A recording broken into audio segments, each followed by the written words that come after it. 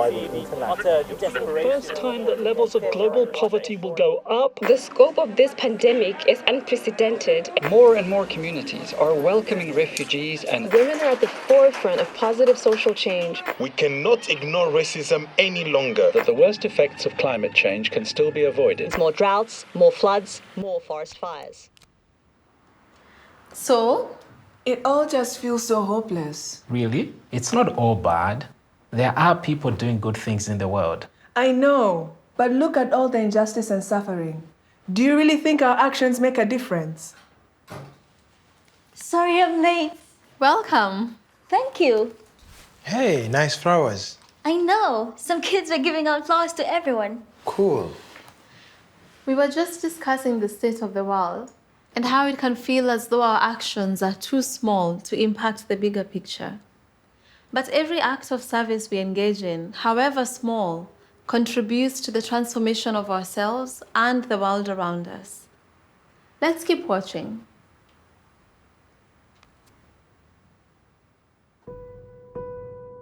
Although the world has been experiencing much turmoil and turbulence, there is a growing consciousness of humanity's interdependence and interconnectedness as one human family. In over 100,000 localities around the world, individuals and communities are drawing inspiration from Baha'u'llah's vision of the oneness of humanity. A vision that requires a transformation in the very structures and relationships of society. As millions of people strive to translate Baha'u'llah's teachings of unity and justice into action, a profound advance in culture is beginning to occur. Individuals see themselves as protagonists of social change and seek to contribute to the betterment of their neighborhoods and villages. Communities, characterized by a dynamic pattern of worship and service, are promoting the spiritual and material well-being of all. Children are being raised to develop their inherent spiritual qualities and to appreciate the diversity and unity of the peoples of the world. Young people are being empowered to navigate a crucial stage of their lives and to channel their energies towards building a just future. Families are experiencing greater unity, and groups of families are coming together to strengthen local community life. Relationships between individuals, communities, and institutions are being defined by cooperation and reciprocity. All these efforts aim at bringing humanity closer to the peaceful and prosperous global civilization envisioned by Baha'u'lláh. Well, this certainly gives me hope. Me too. I know, just think about it. Your devotional, your children's class, in your junior youth group, they are all contributing to change. Yes, but there is still a long path ahead of us. And change does take time. Exactly. If we look at the Baha'i community 100 years ago, just after the passing of Abdu'l-Bahy, it looked very different. When we reflect on how far we've come, we can see that the achievements of today are a result of the sacrifice and courage of those who came before us. It's true. The seeds that were planted then are giving fruit. That's right. Understanding history gives us the perspective we need in order to move forward. Let's continue.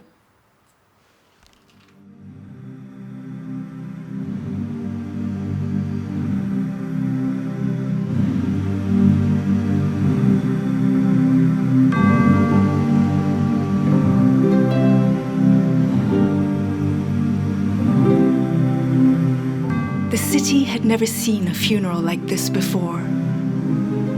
10,000 mourners from Jewish, Christian, and Muslim faiths, women, men, and children, rich and poor, had come together to pay tribute to Abdu'l-Bahy, he who had been a loving father to them all.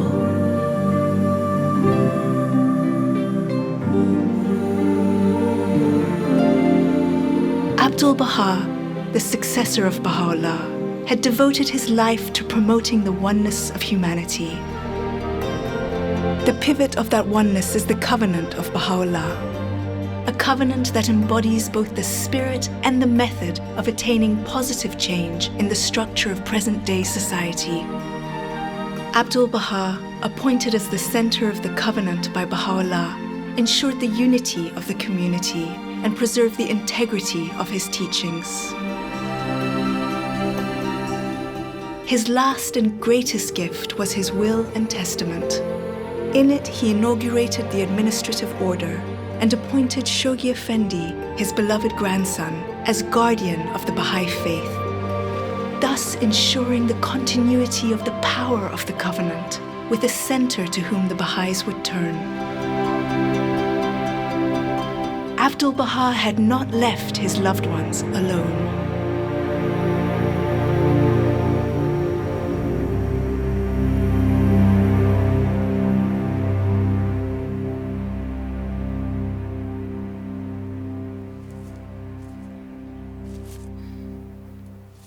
Parfois, je me sens tellement seule. Je sais qu'Abdu'l-Baha est avec moi, mais aujourd'hui, mes amis se sont encore moqués du nouveau garçon de notre classe. Cette fois-ci, au lieu de ne rien faire, je leur ai dit d'arrêter. Mais alors, ils ont commencé à se moquer de moi. Tu as été très courageux. C'est pas toujours facile de faire ce qui est juste.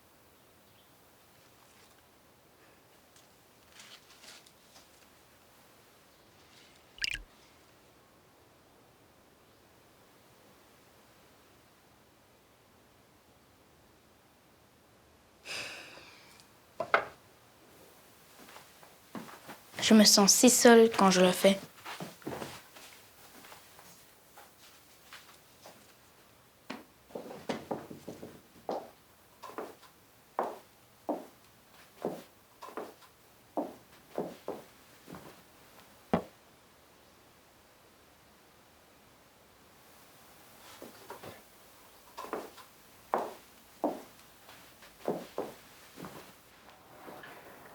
Beaucoup de gens qui ont amélioré le monde se sont parfois sentis seuls.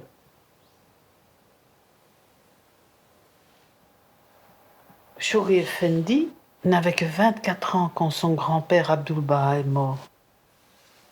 Ça lui a brisé le cœur. Le poids du monde reposait maintenant sur ses épaules. Peux-tu imaginer à quel point il s'est senti seul et submergé? Il était désormais le gardien de la foi. Il avait la responsabilité de traduire dans la réalité la vision de Baha'u'lláh d'une civilisation spirituellement et matériellement prospère. Il devait également faire face à l'opposition de ceux qui n'acceptaient pas son nouveau rôle. Sa grand-tante Bahia Khanou, la fille de Baha'u'lláh, était pour lui une grande source de force et de réconfort. Avec son soutien et avec la certitude qu'Abdu'l-Baha était toujours avec lui, Shoghi Effendi se dévoua au rôle de gardien.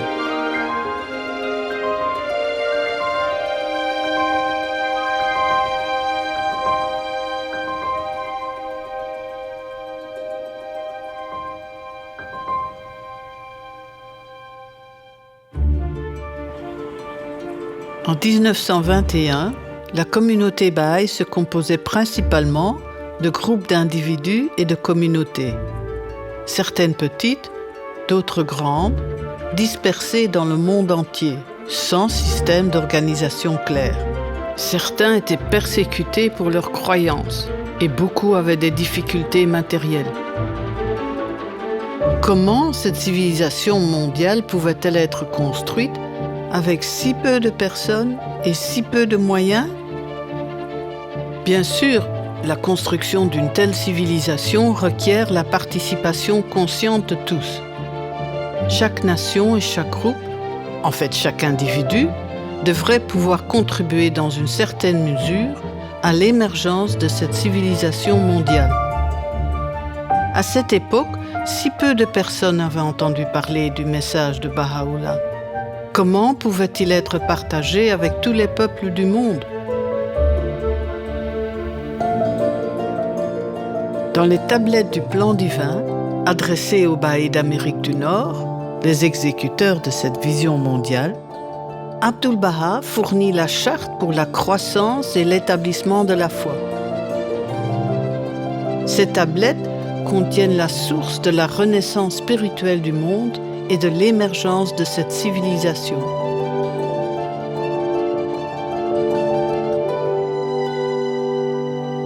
Mais comment cette civilisation future fonctionnerait-elle? Comment les décisions seraient-elles prises? Comment chaque voix serait-elle entendue?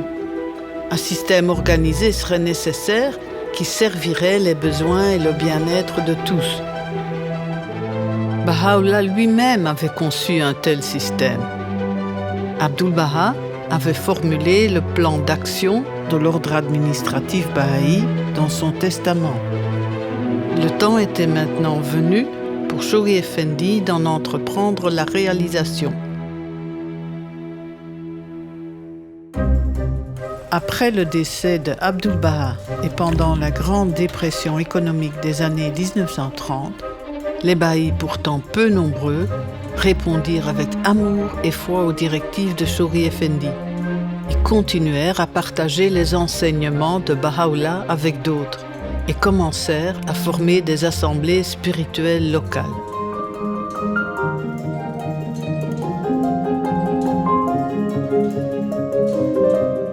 Alors qu'ils créaient ces nouvelles institutions, aurait-il pu imaginer qu'aujourd'hui les gens dans tant d'endroits se tournent vers des assemblées spirituelles locales pour les guider et les éclairer? Ces assemblées développent la capacité de prévenir et de soulager la souffrance de la société dont elles font partie intégrante. Aujourd'hui, dans certains contextes, les gouvernements locaux et d'autres institutions collaborent avec ces assemblées pour faire progresser leur communauté.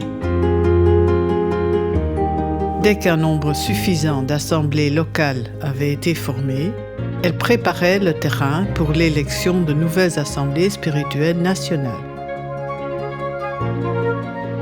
Sous la direction de Shoghi Effendi, l'ordre administratif, élément intégral de la croissance de la foi et de ses pouvoirs de construction de la société, commença à prendre forme. Maintenant que les piliers de l'administration étaient établis, il était possible de commencer le déploiement systématique du plan divin. La première étape du plan divin fut le plan de 7 ans en 1937.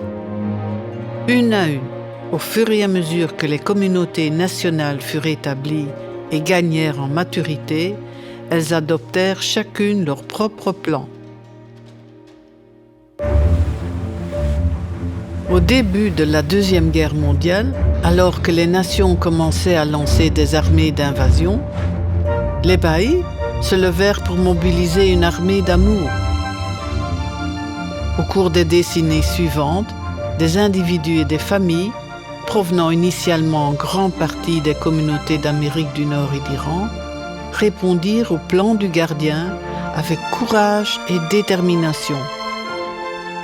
Tout en parcourant les villes et les villages de leur pays d'origine, les amis d'Amérique du Nord se rendirent aussi dans des pays d'Amérique centrale et d'Amérique du Sud, tandis que les Baha'is du berceau de la foi se rendirent dans les pays de l'Orient et au-delà. Malgré les nombreux défis et les difficultés auxquels ils faisaient face, ils quittèrent leur maison pour partager le message d'unité et de paix avec tous les peuples du monde.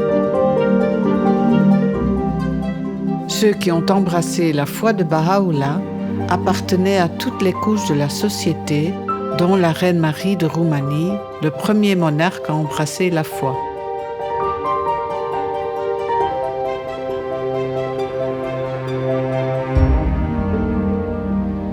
Shoghi Effendi écrivit des milliers de lettres pour guider, inspirer et encourager les amis, les groupes et les institutions bahá'í.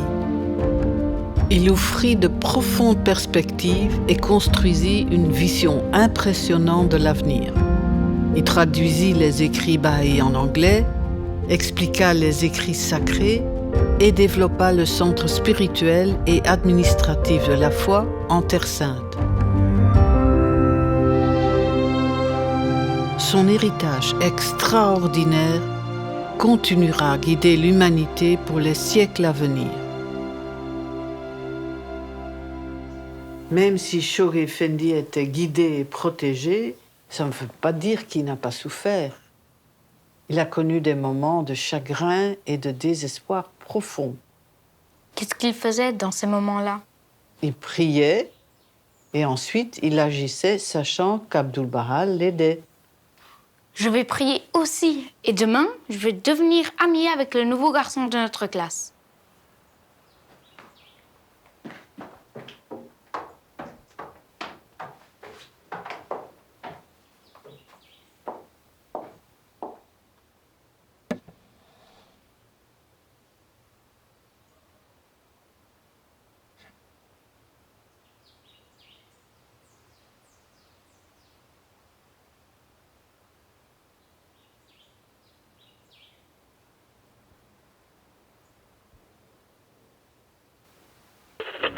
Germany invades Poland and the Free State of Danzig. 6. The first atomic bomb hit Hiroshima. Peace and a final end to history. 51 United Nations have organized to give the civilized Universal Declaration of Human Rights. South Korea becomes a battleground.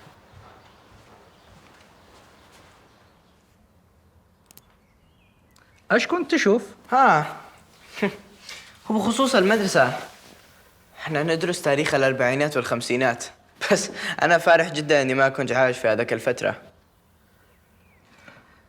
هذه الأيام كانت من الأيام المظلمة في التاريخ، ولكن كان فيها أيضا بوارق من النور.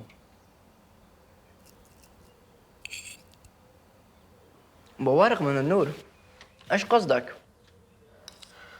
كان هذه الفترة هي التي دعا فيها حضرة شوقي أفندي البهائيين لأخذ رسالة حضرة بهاء الله إلى جميع أنحاء العالم. جدك وجدتك كانوا من الذين لبوا هذه الدعوة. صدق؟ هذا ممتاز. نعم، ولكن لم يكن الأمر سهل مثل ما تتصور.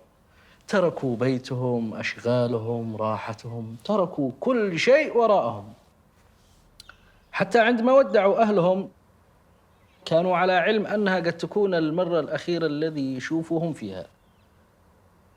بالإضافة إلى أن السفر كان صعب جدا في ذلك الوقت.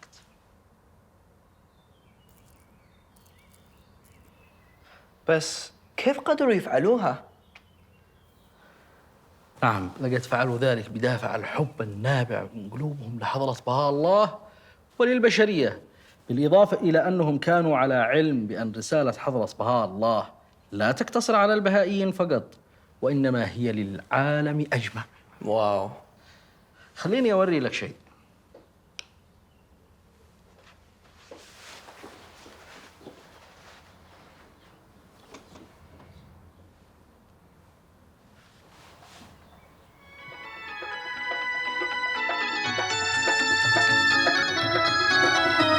प्रभु ने फिर प्यासी धरती पर,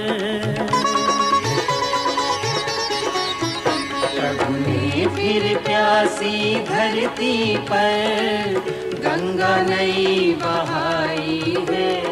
युग युग के सब भेद मिटाने आया धर्म बहाई है। युग युग के सब भेद मिटाने आया धर्म बहाई है।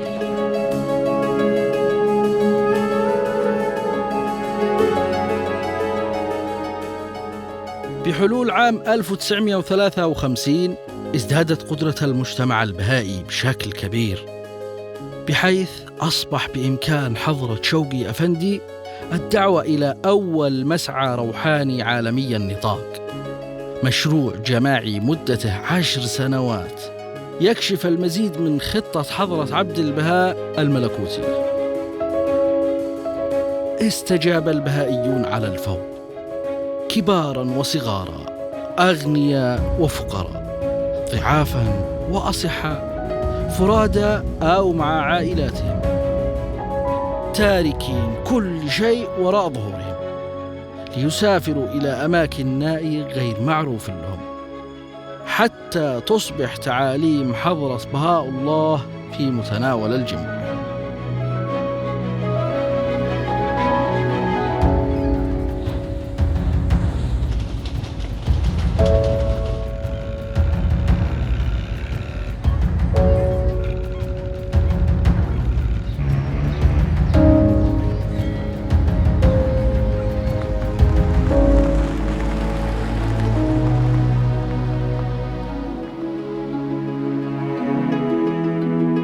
لا يمكن لأية رواية تاريخية أن تحصي كل التضحيات والأعمال البطولية التي أنجزتها تلك النفوس المتفانية.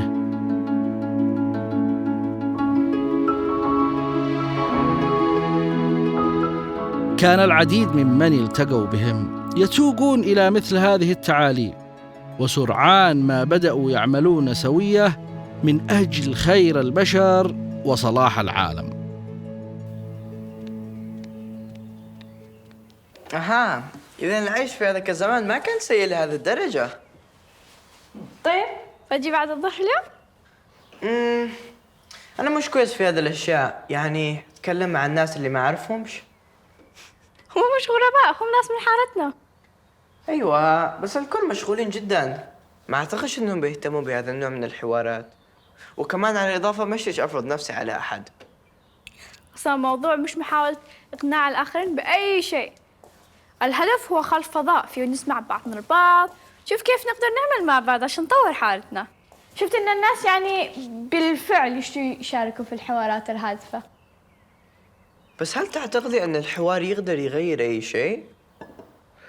فكر في خطة 10 سنوات. آلاف الحوارات من هذا النوع حدثت في هذه الفترة، مما أدى إلى تغييرات عظيمة.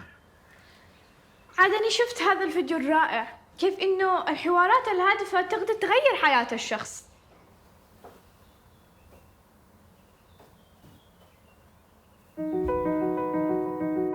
I was born in Germany in 1921. At the end of World War II, I became a prisoner of war in Italy.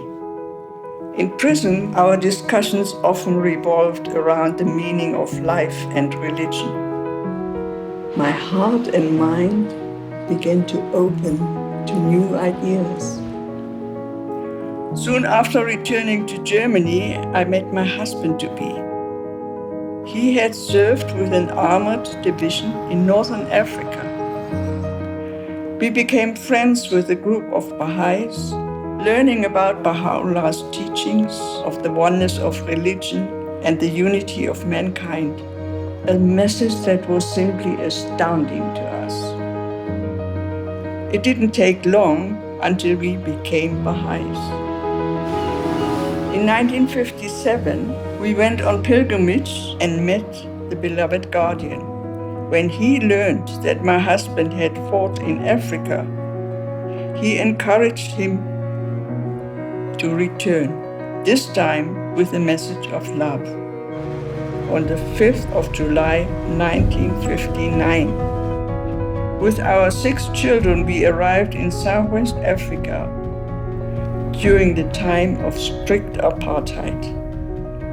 It was forbidden for people of different races to be friends. Because we weren't allowed together openly, we held meetings in our homes to study Baha'u'llah's writings. Despite such hardship, we were grateful just to be together. A few years later, the first local spiritual assembly was elected. This was the beginning of the Baha'i administration in Namibia. إذا خلاص بنضمكم بعد الظهر اليوم. طيب. بس تعرفي قصة هذيك الأيام ما كانت كلها قصة انتصارات. مع كل انتصار كان هناك أزمات لازم يتغلبوا عليها. أي نوع من الأزمات؟ على سبيل المثال كان هناك وباء الأنفلونزا في عام 1957.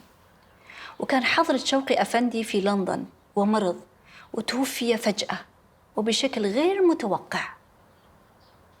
وكانت هذه صدمة رهيبة للعالم البهائي بكله. وحدث كل هذا في منتصف خطة السنوات 10. بس مع أنه حضرة شوقي أفندي قد توفي، إلا أن العملية اللي بدأها بقيت مستمرة. خليني أوري لي الشيء.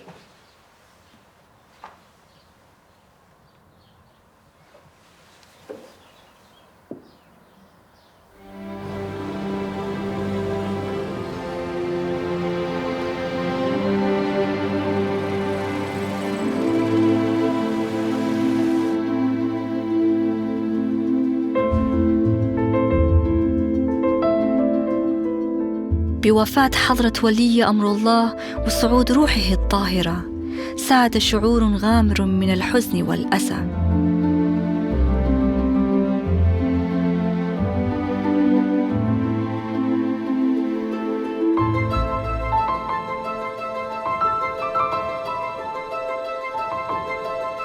كما كانت مرحلة ترقب بالنسبة للبهائيين. كيف ستدار شؤونهم؟ وكيف يتلقون الهداية والإرشاد؟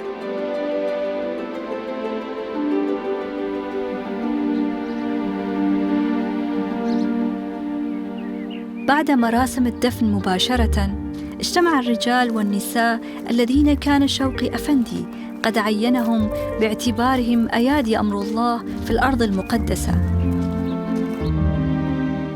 هذه النفوس البارزة المكلفة أساساً بحفظ وحماية وترويج أمر الله أصبحوا مسؤولين عن تنسيق شؤون المجتمع البهائي إلى حين يصبح انتخاب بيت العدل الأعظم ممكناً. إن قوة العهد والميثاق في صون وحماية الوحدة والاتحاد برزت جلية في ولاء المجتمع البهائي الراسخ لأيادي أمر الله.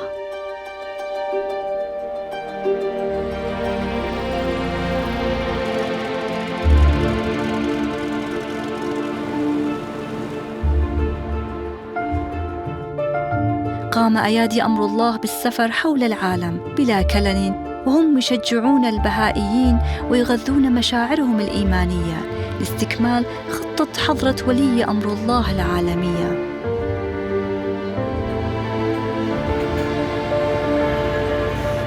Baba Mungu wa mapenzi, unisamehe dhambi zangu, mimi ni kipofu masikini mbele yako. Baba Mungu wa mapenzi, unisamehe dhambi zangu, mimi ni kipofu masikini mbele yako. Bahá'u'lláha asifiwe, Bahá'u'lláha asifiwe, Bahá'u'lláha asifiwe, mkombozi wa dunia. Bahá'u'lláha asifiwe, Bahá'u'lláha asifiwe, Bahá'u'lláha asifiwe, mkombozi wa dunia.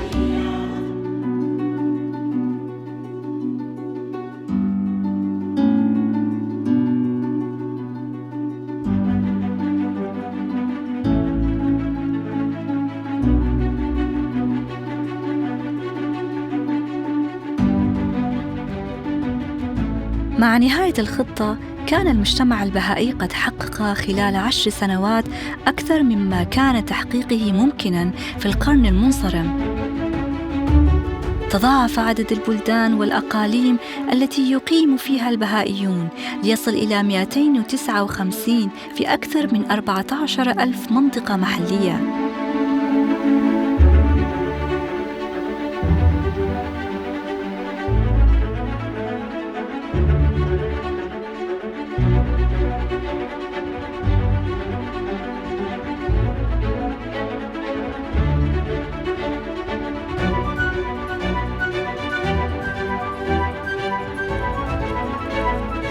أنشئ 56 محفلاً روحانياً مركزياً، والآلاف من المحافل الروحانية المحلية كانت تعمل لصلاح وازدهار المجتمعات حول العالم. وبهذا تم تشييد أسس وأركان النظم الإداري.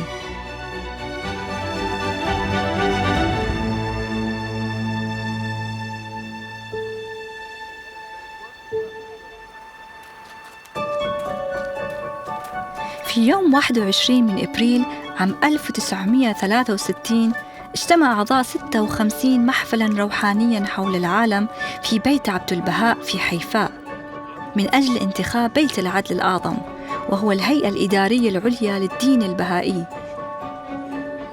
أقيم هذا الحدث التاريخي بالغ الأهمية بعد مضي 100 عام تماماً على إعلان دعوة حضرة بهاء الله في بغداد.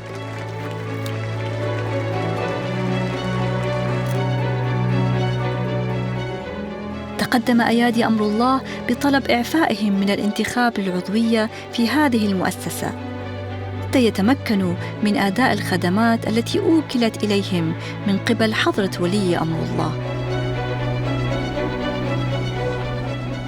لقد شرع حضرة بهاء الله إنشاء بيت العدل الأعظم في الكتاب الأقدس، وهو كتاب التشريع في الدين البهائي. ونص حضرة عبد-البهاء مؤكداً ذلك في ألواح وصاياه، وكرس حضرة ولي أمر الله 3 عقود لتهيئة العالم البهائي لانتخابه.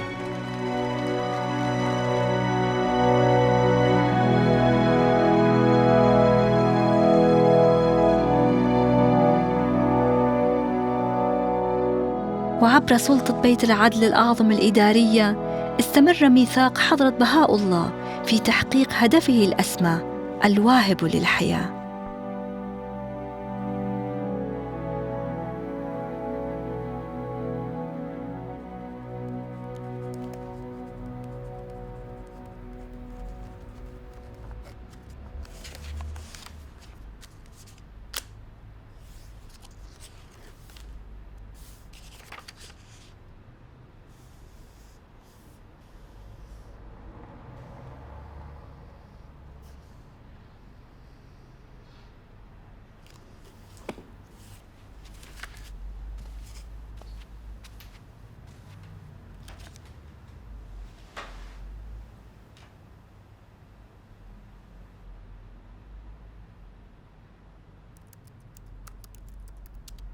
ये अगले 3 दशक उथल पुथल भरे और रचनात्मक वर्ष थे।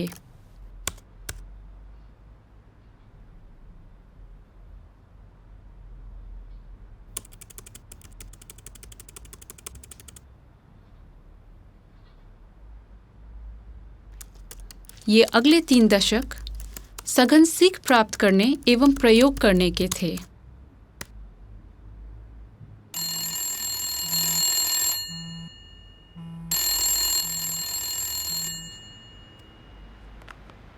नमस्ते आशा, मैं ठीक हूँ, शुक्रिया। बस ग्रीष्मकालीन शिविर के लिए अपनी प्रस्तुति पर काम कर रही हूँ। अच्छा चल रहा है। कौन सा आमंत्रण? ओह, समीक्षा बैठक के लिए? हाँ, मुझे मिला। दरअसल मेरा जाने का विचार नहीं था। अब मैं प्रार्थना सभा का आयोजन नहीं करती। शुरू में सब बहुत अच्छा चल रहा था, फिर कुछ समय बाद लोगों ने आना बंद कर दिया, इसलिए मैंने बंद करने का फैसला लिया। मैं समझती हूँ, पर मुझे नहीं लगता मेरे पास बांटने के लिए कुछ भी महत्वपूर्ण है। ठीक है, मैं इसके बारे में सोचकर आपको बताऊंगी। Bye Asha.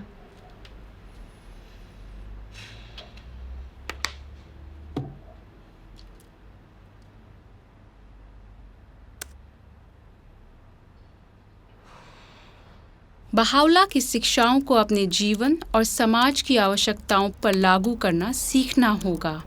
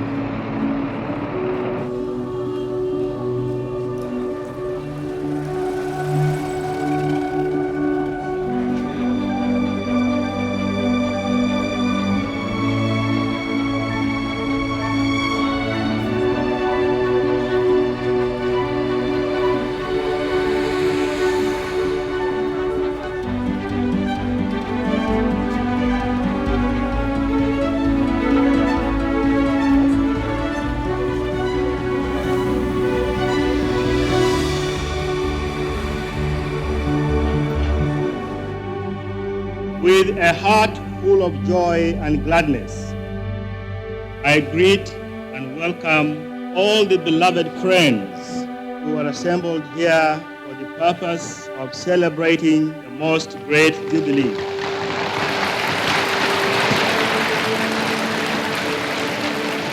In this room, you have people from all the continents of the world. You have people from so many tribal backgrounds, so many religious backgrounds. This is a religion of love.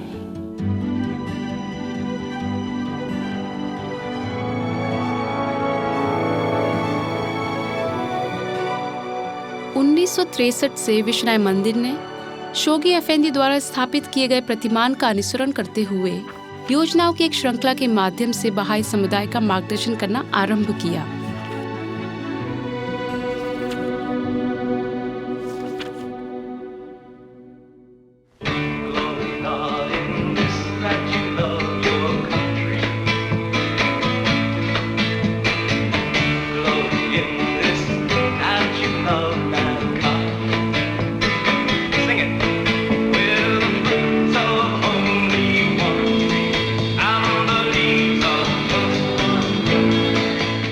अगले दशकों में बहाइयों ने उत्साह और समर्पण के साथ Bahaullah की मानव जाति की एकता की परिकल्पना को पृथ्वी के कोने कोने तक पहुंचाना जारी रखा। प्रभु धर्म की शिक्षाओं को साझा करने के दौरान कलात्मक अभिव्यक्ति फली फूली। संगीत, नृत्य एवं नाट्य कला ने दिलों को छुआ और आत्माओं को आकर्षित किया।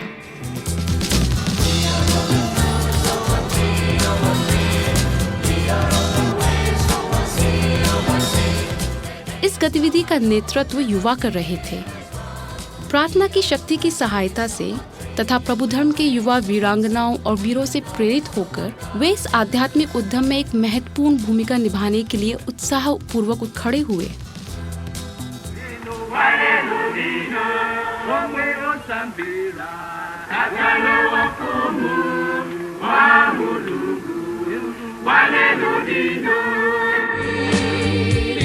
UNITY in a beautiful land, the sea, the sky. It's the race for time, the time, the place. To see we're one family, it's the human race.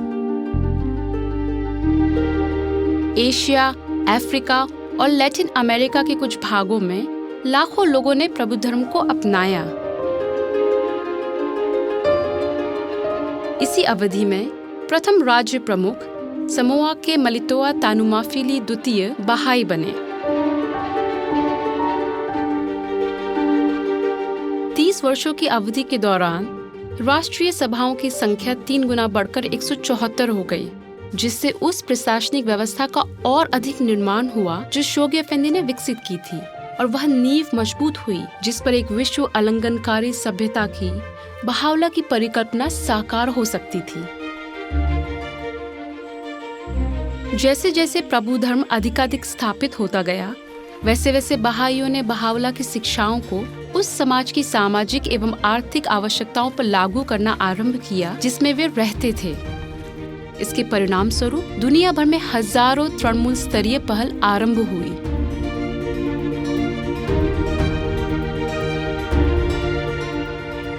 शिक्षा, स्वास्थ्य, साक्षरता और कृषि के क्षेत्रों में सैकड़ों दीर्घकालीन परियोजनाओं ने जन्म लिया।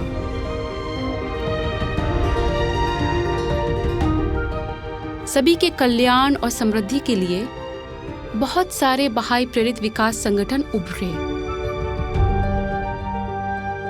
लड़कियों और लड़कों दोनों के लिए स्कूलों की स्थापना तथा दवाखानों का निर्माण तथा सामाजिक एवं आर्थिक समृद्धि के उद्देश्य से चलाए जाने वाले कार्यक्रमों को प्रोत्साहन देकर ऐसे पहलों की शुरुआत सर्वप्रथम अब्दुल-बाहा ने ईरान में की थी।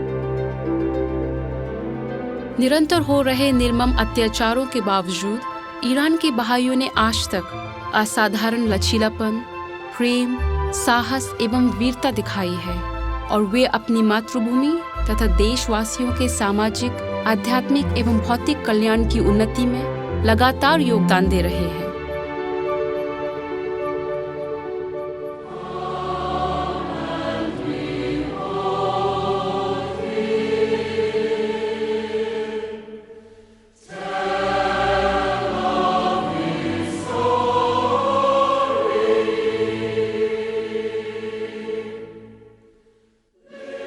1990 के दशक तक विश्वव्यापी बहाई समुदाय की जातीय व सांस्कृतिक विविधता बहुत समृद्ध एवं उसका स्वरूप रूपांतरित हो चुका था।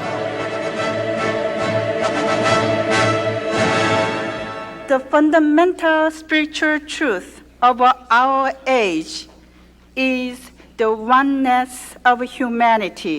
प्रभु धर्म राष्ट्रीय और अंतर्राष्ट्रीय मंचों पर और अधिक मान्यता प्राप्त करने लगा था और अब तक वह भौगोलिक रूप से दुनिया का दूसरा सबसे अधिक प्रसारित धर्म था।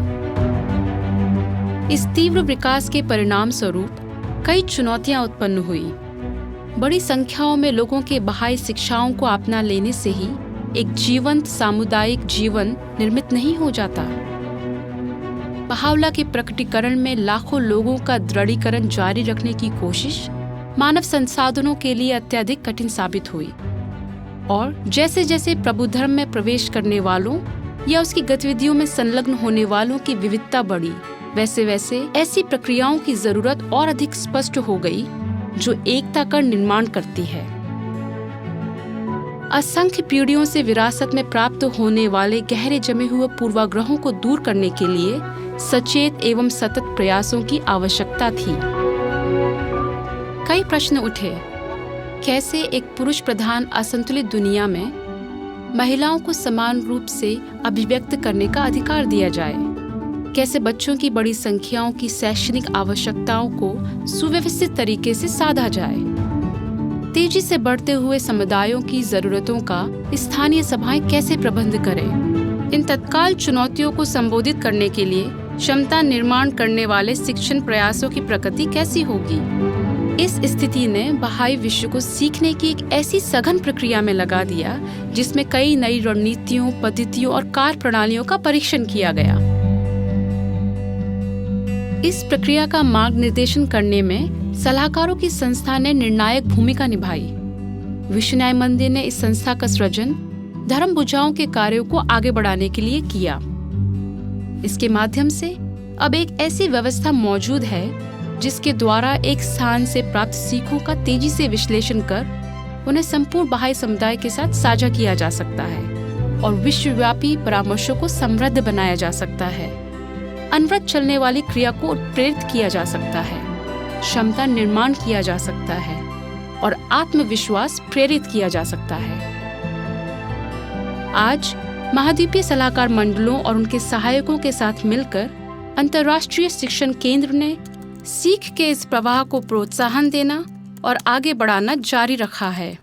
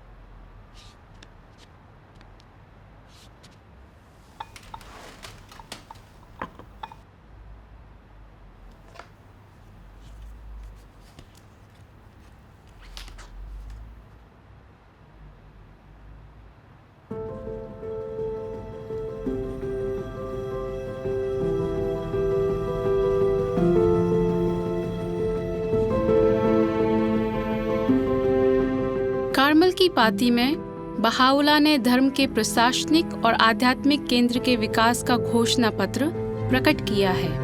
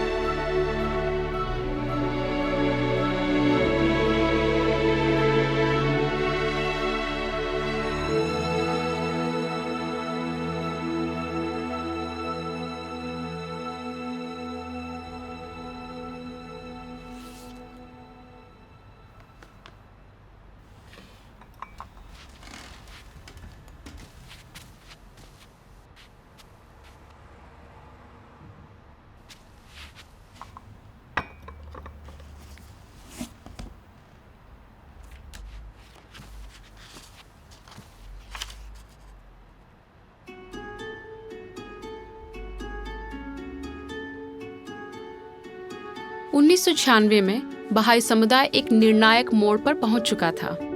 विश्व के कुछ क्षेत्रों में समुदाय के तृणमूल स्तरों पर प्राप्त किए गए कई वर्षों के अनुभव के बाद विश्वनय मंदिर ने असीम क्षमताओं के साधन प्रशिक्षण संस्थानों के एक संजाल की स्थापना करने का आह्वान किया। इससे प्रत्येक जन समुदाय में स्वयं अपनी आध्यात्मिक, सामाजिक और भौतिक उन्नति का कार्यभार संभालने की क्षमता विकसित करने की एक प्रक्रिया आरंभ हुई। बहाई समुदाय अब सीखने और विकास करने के अपने एक नए चरण में प्रवेश कर चुका था।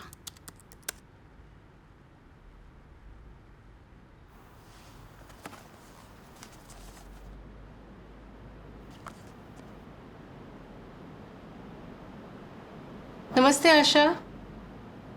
शायद अब समय आ गया कि मैं सीखूं कि कैसे सीखते हैं। मैं समीक्षा बैठक में आऊंगी। मैं जानना चाहती हूँ कि दूसरों ने क्या सीखा है, और हाँ, मुझे अपने अनुभव बांटने में भी खुशी होगी। किसे पता, शायद मैं अपनी प्रार्थना सभाएं फिर से शुरू कर सकूं। कल मिलते हैं। Bye.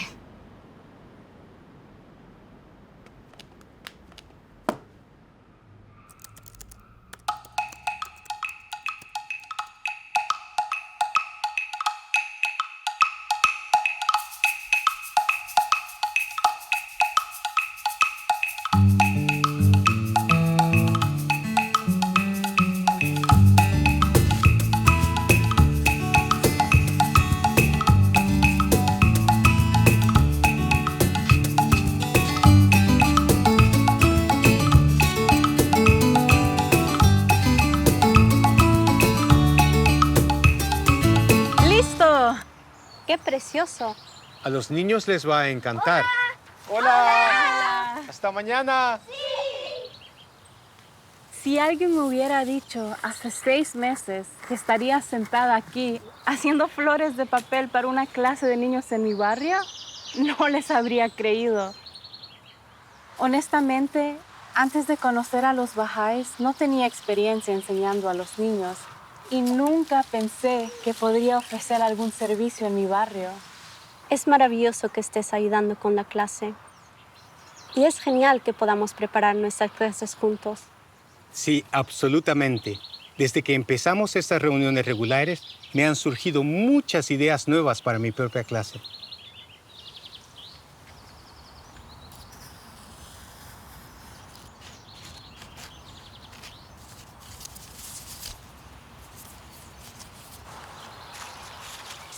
Por cierto, ¿cómo planeas hacer la memorización esta vez? ¿Quizás con gestos? ¿En serio? ¿Tienen que memorizar una cita otra vez?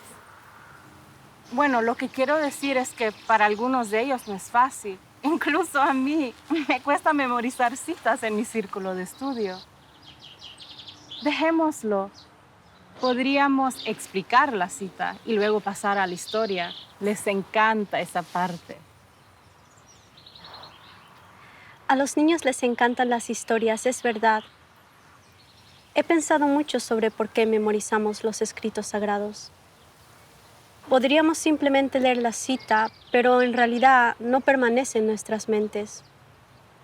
Nuestros pensamientos influyen sobre nuestras acciones. Así que cuando memorizamos estas palabras, se convierten en un hábito en nuestra mente. Y es más probable que se expresen en acción. Es cierto. Cuando comienzo a perder la paciencia, recuerdo que una lengua amable es el imán del corazón de los hombres. Sí, hay un poder en la palabra de Dios. Tiene una influencia creativa en el mundo del ser. Abre nuestro corazón y puede transformarnos. Mira esto.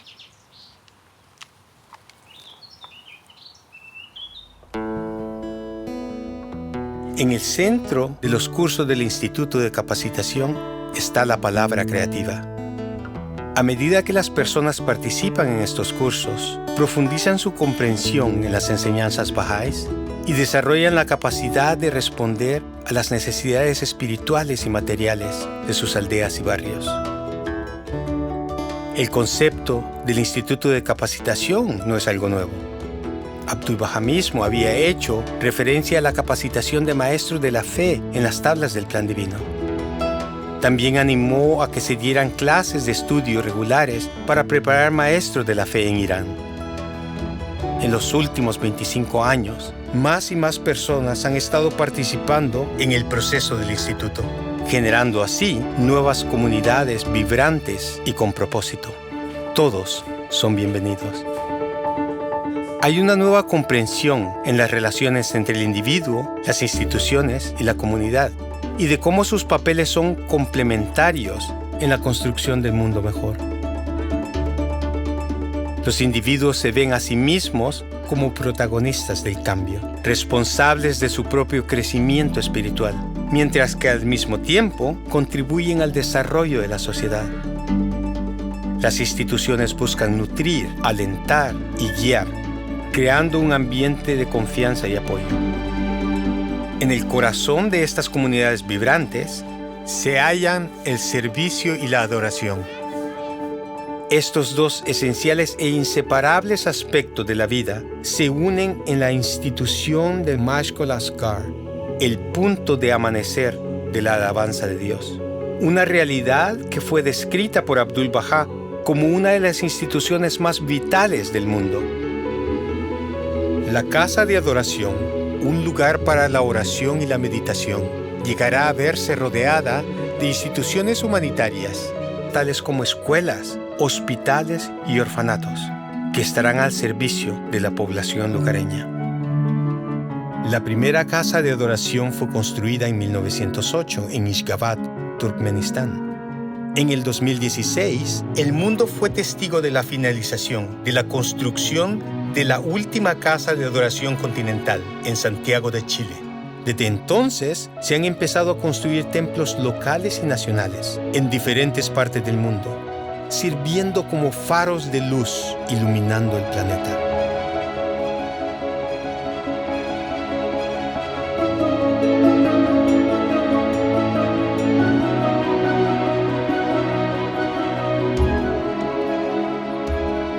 En zonas donde el Instituto de Capacitación está firmemente arraigado, están surgiendo esfuerzos de acción social. Estos esfuerzos, los cuales buscan promover el progreso material, están basados en la aplicación de principios espirituales para mejorar las condiciones sociales. Nacen de una creciente conciencia colectiva sobre las necesidades sociales, materiales y espirituales de la sociedad y del deseo de contribuir a una civilización en continuo progreso. En el 2018, debido a la gran cantidad de aprendizaje generado y con el fin de que estos esfuerzos prosperen, la Casa Universal de Justicia estableció la nueva institución de la Organización Internacional Bahá'í para el Desarrollo en el Centro Mundial Bahá'í. Las capacidades desarrolladas en el ámbito de la acción social también están enriqueciendo la participación de los bahá'ís en los discursos prevalentes en la sociedad.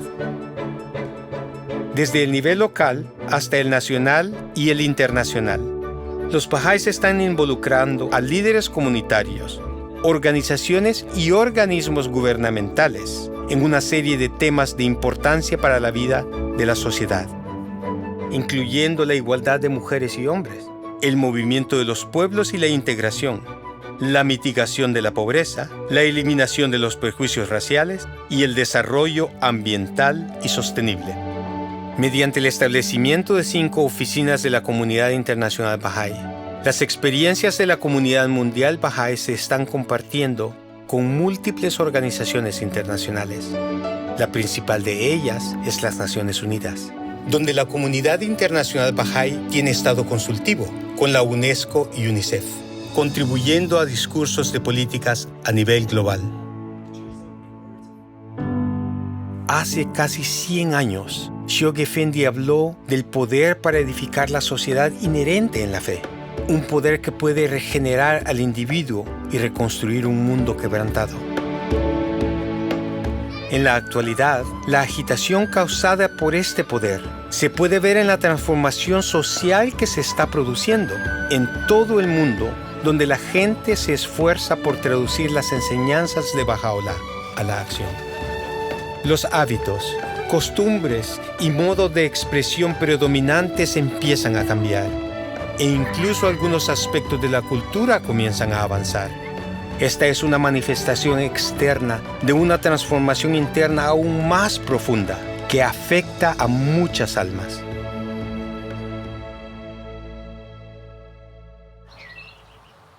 Esto es increíble. Ahora entiendo cómo nuestra clase de niños encaja en el contexto más amplio. Exactamente. Y por muy pequeña que sea nuestra clase, está contribuyendo a un bien común. Cuéntame más sobre este cambio de cultura. Una de las evidencias que veo es en la manera en que se están redefiniendo las relaciones. Nuestra relación con el Creador, entre nosotros e incluso con la tierra. Por ejemplo, en localidades donde el proceso de instituto está floreciendo, la relación entre mujeres y hombres está cambiando. Juntos están trabajando para desafiar prejuicios profundamente arraigados y costumbres injustas. Donde antes veíamos una cultura de opresión, hoy vemos surgir una cultura de igualdad. Y las mujeres están a la vanguardia de la transformación de la sociedad. Quisiera mostrarte algo.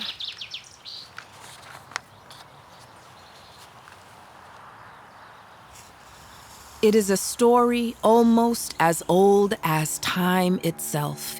Even before she was born, they tried to make her disappear like a magic trick. But her presence was noted, if only in her absence. When she was born, instead of sharing sweets, they shared ribbon-tied bags of sorrow. And when she received the smallest, the least, and the last, or often none at all. Food, comfort, education, respect.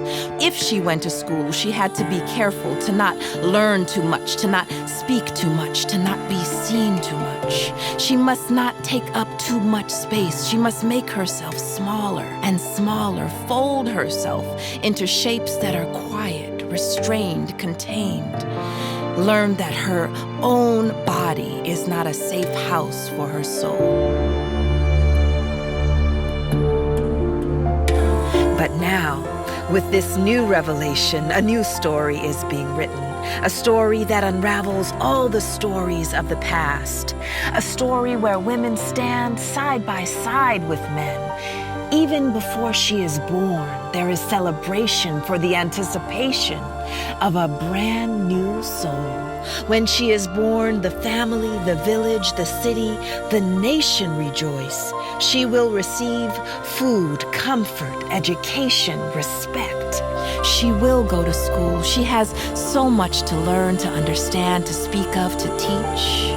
She will grow and she will grow. She will breathe and she will dream. And she will do and she will know that her voice is powerful. She will arise. She will unfold from shapes that are quiet, restrained, contained, until her family, her village, her city, her nation too will blossom.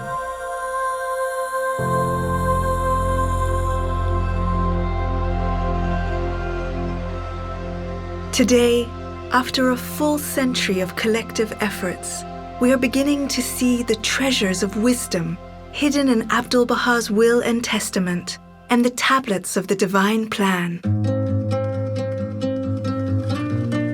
Millions of women and men are turning their hearts to the example of Abdu'l-Bahá and are striving to follow in his footsteps.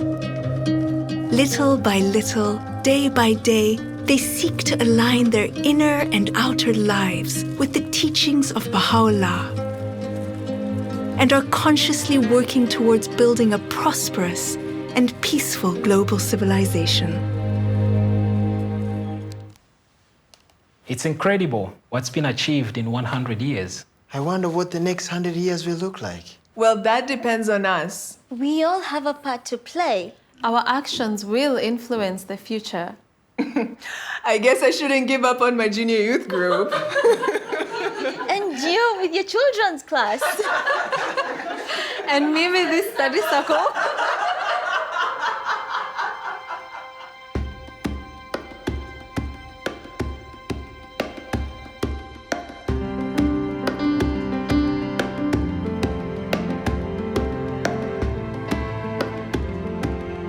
You have written the story of the unfoldment of the divine plan on the scroll of its first century.